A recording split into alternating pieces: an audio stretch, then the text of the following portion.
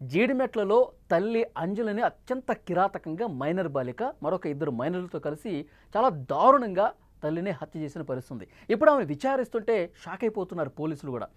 ఇంత చిన్న వయసులో ఇంత క్రిమినల్ మెంటాలిటీని అసలు ఏ విధంగా కలిగి ఉన్నారని.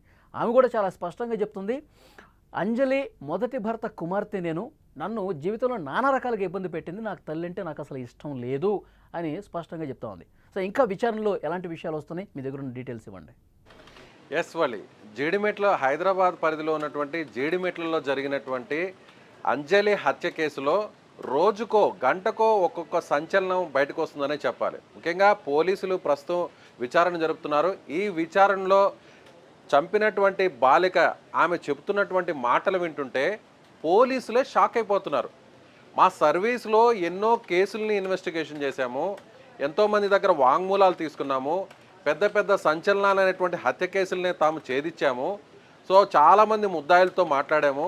కానీ ఇక్కడ ఈ అమ్మాయి 16 సంవత్సరాలు ఉన్నటువంటి ఈ అమ్మాయి చెప్తున్నటువంటి మాటలు వింటుంటే మాకే షాక్ అవుతున్నాం, మేమే వినలేకపోతున్నాం అంటూ పోలీసులు మాట్లాడుతున్నటువంటి పరిస్థితి మనకు కనిపిస్తుంది. అక్కడ ఉన్నటువంటి వాస్తవాల్ని మనం కూడా తెలుసుకునేటువంటి ప్రయత్నం చేశాం. కొంతమంది అధికారులతో కూడా మాట్లాడితే వాళ్ళు చెప్తున్నటువంటి మాటలు వింటుంటే నాకు కూడా షాక్ అనిపిస్తుంది. అంటే ఇక్కడ ఈ హత్య కేసులో వాళ్ళే మనం కొన్ని పాయింట్స్ చెప్పాలి. హత్య అంటేనే అందరం ఒక సంచలనంగా భావిస్తాం. అందులోనూ అమ్మని కూతురే హత్య చేసింది, ఇది పెద్ద సంచలనం. అందులో కూడా ఆ కూతురు వయసు 10వ తరగతి చదువుతుంది, కేవలం 16 సంవత్సరాలు, ఇదొక పాయింట్. అదే కాకుండా చంపింది కూడా ఎవరితో అంటే 8 నెలల పరిచయంతో, అది కూడా ఇన్స్టాలో పరిచయమైనటువంటి ఆ వ్యక్తిని సపోర్ట్గా తీసుకొని అతనితో స్కెచ్ వేసి అతనితో పాటు అతని తమ్ముడితో కలిసి ఈ ముగ్గురు కలిసి తల్లిని చంపడం.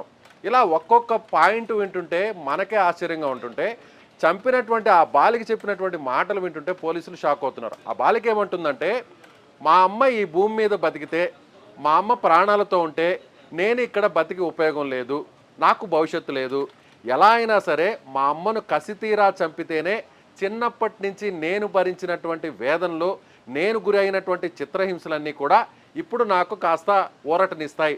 అలా చాలా పాశవికంగా చాలా దారుణంగా చంపితేనే తన తల్లిని, అప్పుడు నాకు మనసు ప్రశాంతంగా ఉంటుంది. చిన్నప్పటి నుంచి నాకు సరిగా ఫుడ్ పెట్టలేదు, సరిగా నన్ను చూసుకోలేదు,